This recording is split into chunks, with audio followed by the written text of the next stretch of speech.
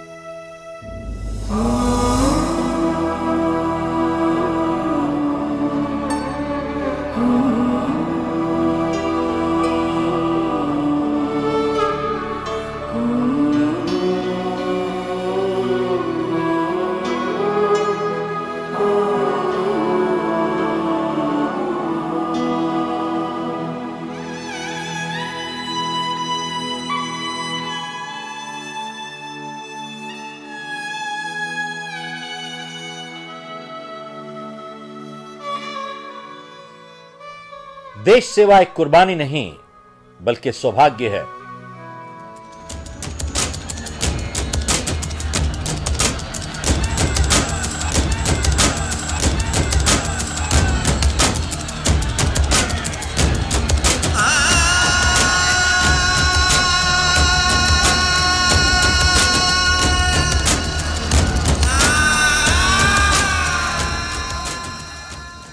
क्या हम आने वाले 50 साल वैसे ही गुजारना चाहते हैं जैसे पिछले 50 साल गुजारे थे?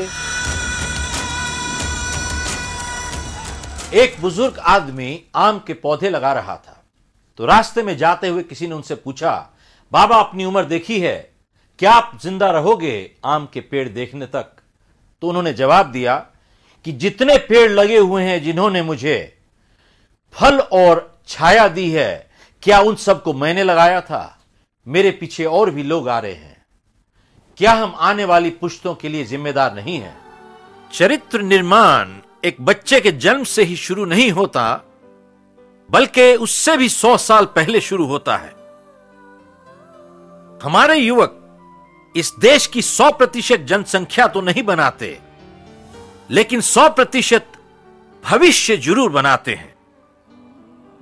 हेलन केलर से किसी ने पूछा कि ना देख सकने से बुरा क्या हो सकता है, तो उन्होंने जवाब दिया, देख सकना और ना देखना उससे भी बुरा हो सकता है।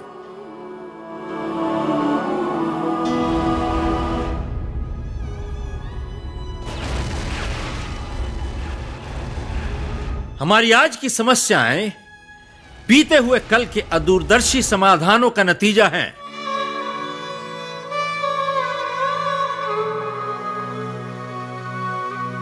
कुछ लोग कहते हैं हमारी डेमोक्रेसी अपने बचपन में है, उसे उभरने में अभी टाइम लगेगा।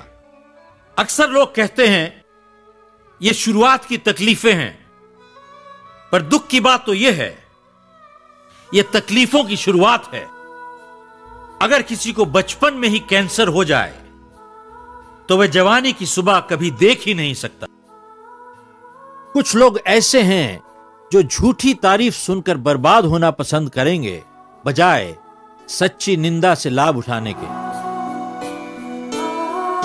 क्या आप जानते हैं कि भारत में 1/3 जनता गरीबी रेखा से नीचे रहती है? लगभग 70% भारतीयों को जन सुविधाएं उपलब्ध नहीं हैं।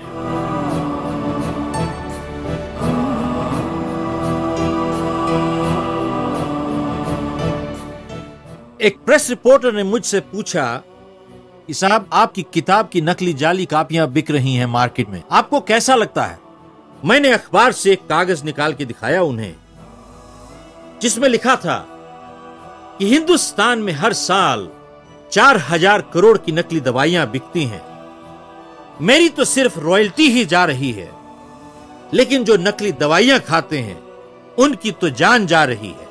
और किसी दवाई के पैकेट के ऊपर ये वार्निंग नहीं लिखी होती कि उसे किसी पुलिस ऑफिसर को मत बेचिएगा, या जज को मत बेचिएगा, या वकील को मत बेचिएगा, या पॉलिटिशियन को मत बेचिएगा, या उनके बच्चों को मत बेचिएगा। वो भी खाएंगे, उनके बच्चे भी खाएंगे और मरेंगे। आप कहेंगे उसे एक्सीडेंट, मैं कहूंगा मर्डर। कंट्री फर्स्ट का उद्देश्य है अच्छे लोगों और अच्छे कानून द्वारा अच्छा शासन।